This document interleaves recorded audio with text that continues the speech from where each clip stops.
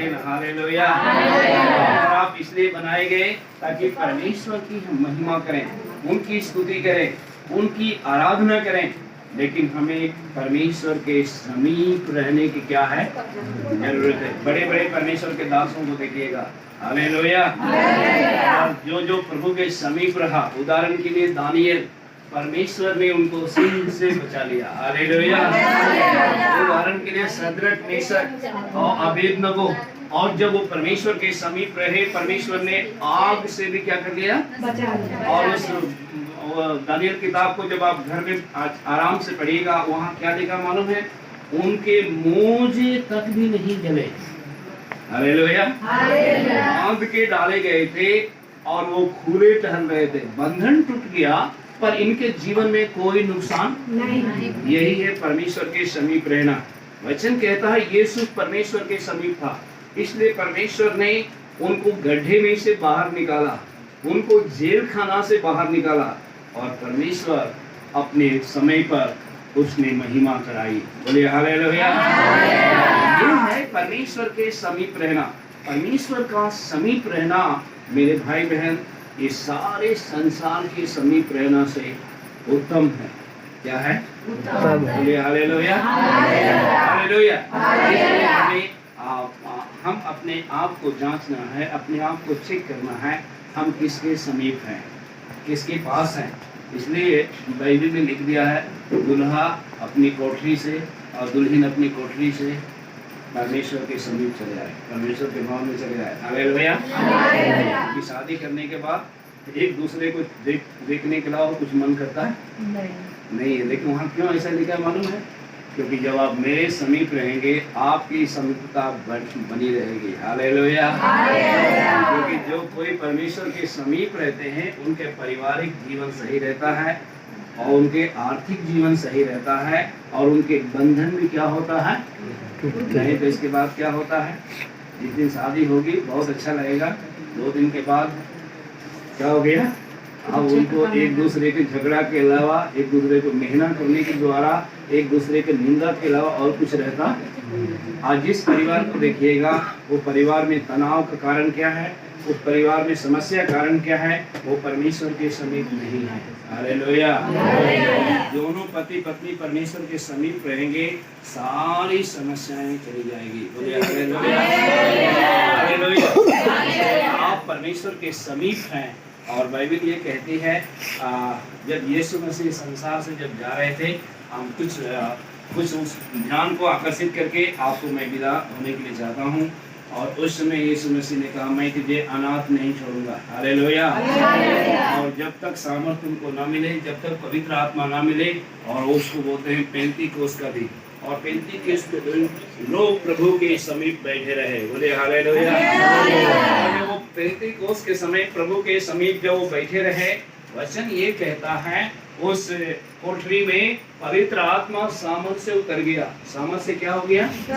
और वे सब लोग अन्य भाषा क्या करने लगे, बोलने लगे। जैसा परमेश्वर ने उन्हें सामर्थ दिया, वो बोलना शुरू किए। तो मेरे प्यारों, जब हम प्रभु के समीप रहते हैं, हमारे अंदर परमेश्वर अपनी महिमा को प्रकट करता है हमारे अंदर से, हालेलुया। हमें परमेश्वर के समीप रहना बहुत ही जरूरी है। ये नहीं 3 दिन उपवास रहेगा तभी हम प्रभु के समीप रहेंगे, पर हर दिन के अनुभव में हमें परमेश्वर के समीप रहना बहुत जरूरी है, हालेलुया। बाइबल कहता है परमेश्वर, यीशु परमेश्वर के संग था, यीशु के संग परमेश्वर था। जब वो गुलाम में था, वहाँ भी परमेश्वर यीशु के संग था, हालेलुया।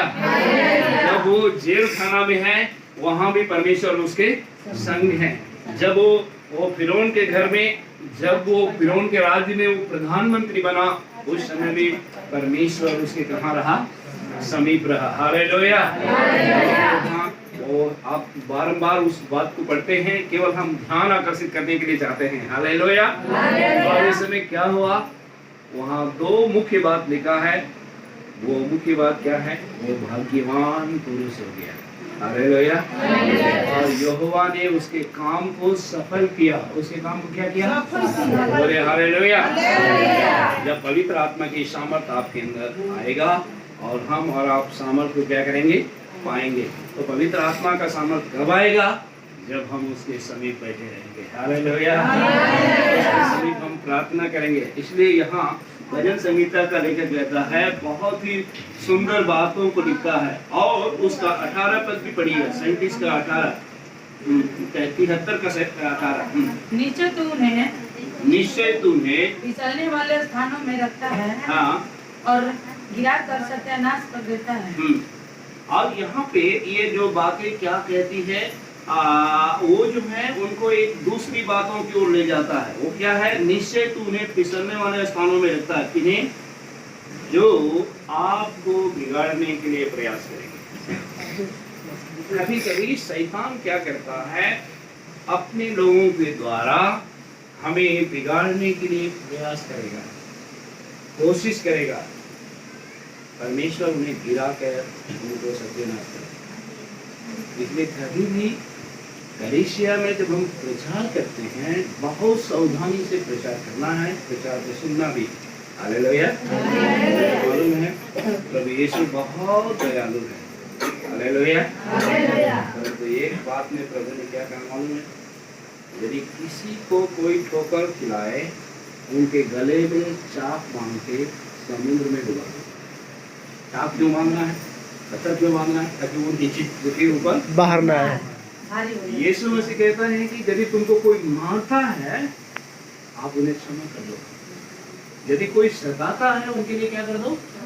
प्रार्थना करो। अपने बैरियों के लिए क्या करो? आत्माओं को ठोकर खिलाने वालों से प्रभु बहुत घृणा करता है। हालेलुया। हालेलुया। इसलिए हम इस बात को कब समझ पाएंगे? जब हम प्रभु के समीप रहेंगे। बोलिए हालेलुया।